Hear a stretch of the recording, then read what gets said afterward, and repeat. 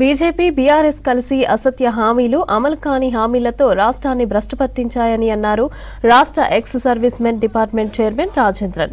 రాష్ట్రంపై దేశంపై ప్రేమతో BJP BRS అసత్య ఆరోపణలను ఎన్నికల ప్రచారంలో ఎండగడతామని అన్నారు. జూబ్లీహిల్స్ సెగ్మెంట్ షేక్పేటలో మంత్రి వివేక్ వెంకటస్వామితో కలిసి ప్రచారం చేశారు రాజేంద్రన్.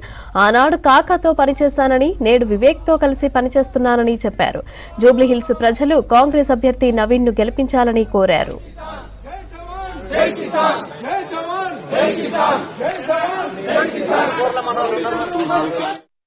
जुबली हिल्स कान्स्टिट्युएंसी पर्टिक्युलर గా షేక్పేట్ సెగ్మెంట్ లో మా minister in charge minister Vivek Venkataswamy గారు ఆధ్వర్యంలో చుట్టుముట్టు ఇక్కడ మేము కాంగ్రెస్ పార్టీ గురించి ఓటు అడగడానికి వచ్చాము.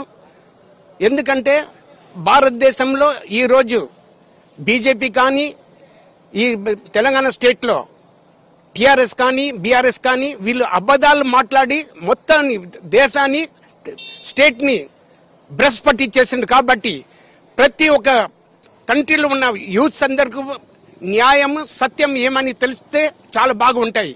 అన్ని దినం అబద్ధాలు చెప్పుకొని భారతదేశాన్ని తెలంగాణ స్టేట్ ని మొత్తం నాశనం పట్టించారు. కాబట్టి మాకు చాలా బాధ ఉన్నది. నేను ఒక తెలంగాణ నుంచి 71 వార్ మెడలిస్ట్ ను, బంగ్లాదేశ్ వార్ మెడలిస్ట్ ను, అదే విధంగా తెలంగాణ స్టూడెంట్ లీడర్ గా 68 లో నేను దాని గురించి పోరాడిన ఒక స్టూడెంట్. నేను నాకు ఈ స్టేట్ కానీ భారతదేశం కానీ దీని పట్ల చాలా అంటే చాలా ప్రేమ ఉన్నాయి.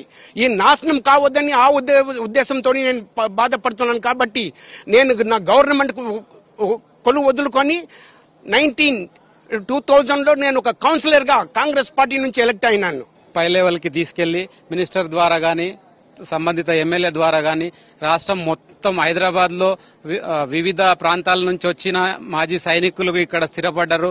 వాళ్ళ ఓట్లు కూడా ఇక్కడ జూబ్లీహిల్స్ నియోజకవర్గంలో అధికంగా ఉన్నాయి. ఎందుకంటే వాళ్ళు వాళ్ళ వృత్తి దృష్ట్యా రీసెటిల్మెంట్ రిటైర్డ్ అయిన తర్వాత వాళ్ళు జూబ్లీహిల్స్, బంజారా హిల్స్ ఆ ఏరియా షేక్పేట్ ఏరియాలో చాలా వృత్తిపరంగా వాళ్లకు కార్పొరేట్ కంపెనీలు ఉపాధి కల్పిస్తున్నాయి. కాబట్టి వాళ్ళు ఎక్కువ మాజీ సైనికులు ఇక్కడ నివాసం ఏర్పరచుకొని వాళ్ళ పిల్లల్ని ఇక్కడనే చదివించుకుంటున్నారు.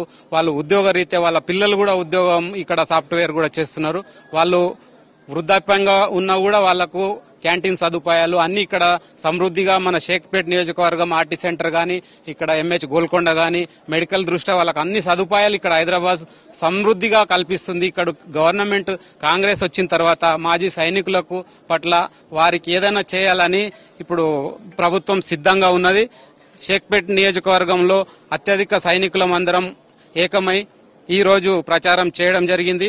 అది గోల్కొండ నుంచి మన టోలీ చౌక్ దాకా, మరి అదేవిధంగా టోలీ చౌక్ నుంచి ఓయూ కాలనీ వరకు, మళ్ళీ అదేవిధంగా ఇక్కడ ఈ షేక్పేట్ కాలనీలో కూడా చేయడం జరిగింది. దానికోసం మేమందరం ఒక ఓటుతో కాదు, ఒక ఓటును ఒక్కరికి చెప్పి 100 ఓట్లు వేయించాలనే ఉద్దేశంతో మా అసోసియేషన్ లో కూడా అందరికీ మెసేజ్లు పెట్టి సోషల్ మీడియా ద్వారా గానీ మా యొక్క సమూహాల ద్వారా గానీ అందరికీ సమాచారం అందిస్తున్నాం.